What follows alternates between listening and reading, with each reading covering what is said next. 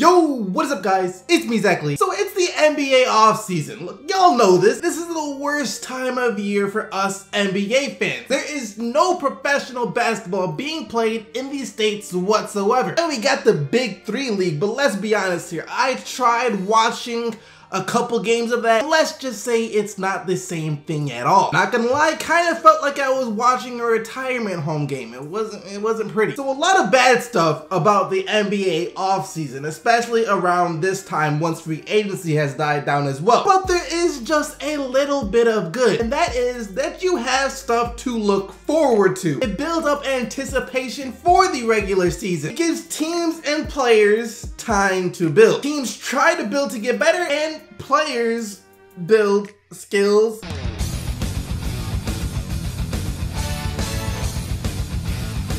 and muscle.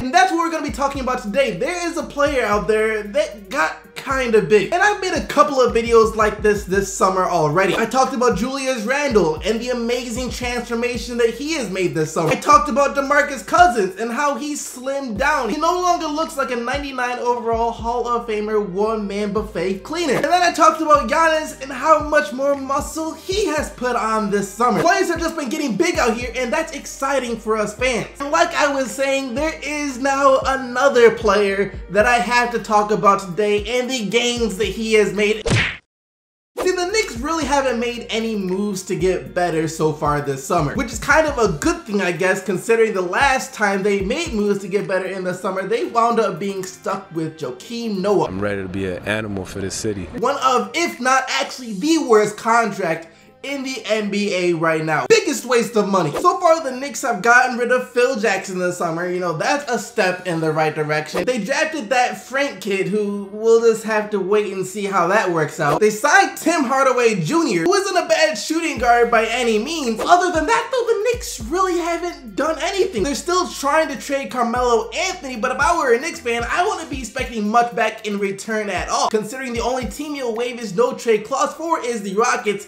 and they don't have much to offer in terms of value. So yeah, like I was saying, on paper the Knicks didn't get better. But if they are able to move Anthony to another team and put the ball into the hands of Kristaps Porzingis more often, then that could inherently make them better and at least start them on the right path to becoming a respected NBA team once again. And that's only because of how much work Porzingis has been putting in so far this summer. Take a look at some of these pictures of Porzingis in his first 2 years in the NBA. We already know that he's extremely tall. What is he, like 7'3"? But he doesn't have much weight to him, not much muscles, which isn't a bad thing, since for his game, he doesn't want to be too bulky. His game requires him to be kind of slender so he can be more agile, stuff like that. But still, just adding a little bit more muscle wouldn't hurt him in the post, and also on defense, trying to defend the post. And that's exactly what he has done this summer. Shout out to the man Akuma on Twitter for showing me this. I went to his Instagram page and I really liked what I was seeing. Most players during the summer post pictures of like their outfits,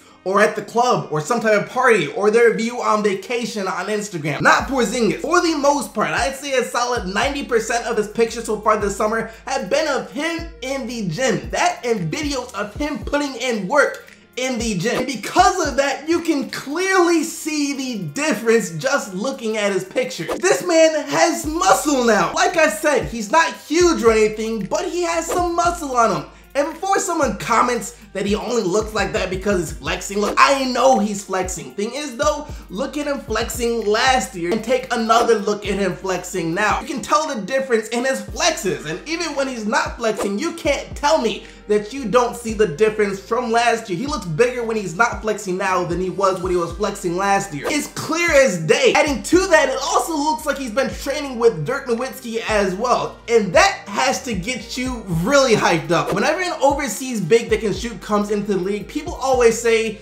oh, he's the next Dirk. And it has never worked out. With Porzingis though, it's working out. It's gonna work out. He's gonna be a legend. He very well could be the next Dirk Nowitzki, which is about as big of a compliment as you can get, since Dirk is one of the greatest power forwards to ever play the game. And overall, can y'all just believe that a couple of years ago when the Knicks first drafted Porzingis, even they said he was like a 5-year long-term project. And in his second year in the NBA, he's already averaging 18 points and 7 rebounds per game. I don't think anyone saw that coming on draft night.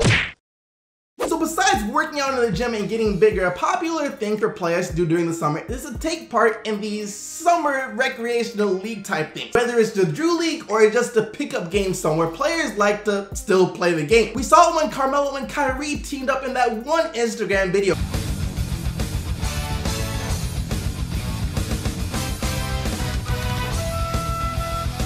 And the same thing when Chris Paul and James Harden teamed up for the first time in that other Instagram video.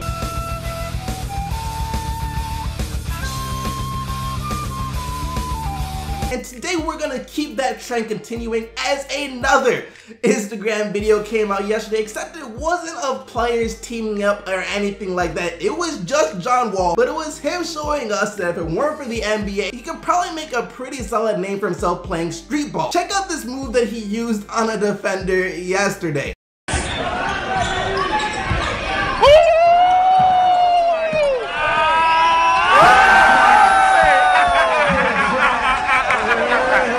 By how jumpy and jittery the defender was, that something was about to go down. I mean, you could see John Wall sizing him up.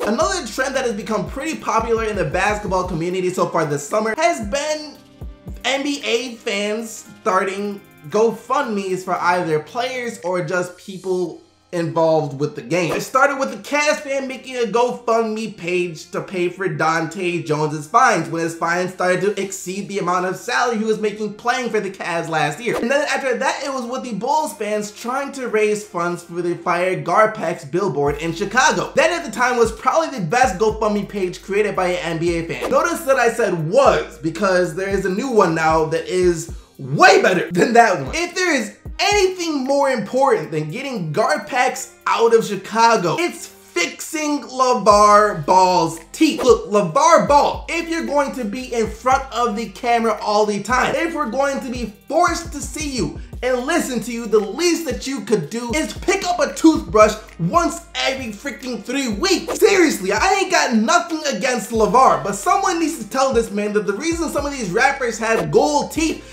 is because they are wearing grills. Lavar Ball is trying to create a natural grill. Anyways, like I was saying, someone decided to help the cause by starting a GoFundMe page for Lavar Ball. $12. Get Lavar Ball a toothbrush. This man needs it. Simple and to the point. And the goal has already been met thanks to Brandon Smith, who made 2 donations of $6.